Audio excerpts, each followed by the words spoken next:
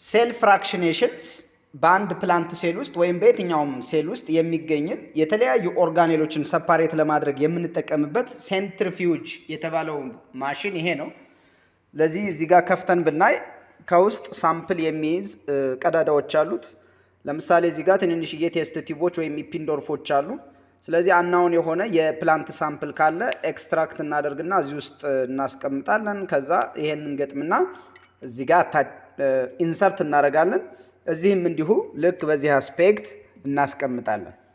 ካስቀመጥን በኋላ ይሄ እንደምታዩት ይሽከረከራል። ይሄንን እንገጥምና ከዛ እዚህ ጋር እንመጣና ሲት እናደርጋለን። ለምሳሌ እዚህ ጋር ሲት ሪቮሉሽን ፐር ሚኒት ይላል። ለምሳሌ 2000 ሪቮሉሽን ፐር ሚኒት ወይም ሮቴሽኑ ማለት ነው። ወይም ደግሞ ከዚህም በላይ ብንጨምረው በዚህ አስፔክት 3400 ወደ ለምሳሌ 4100 አደረኩትኝ።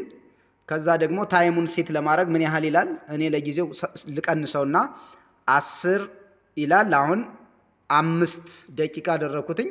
ከዛ በኋላ ኦልሬዲ ሴት አደርግና ፋይናሊ እዚች ጋር መጥቼ ስታርት ስለው በምታዩት መንገድ ሮቴት ያደርጋል ማለት ነው።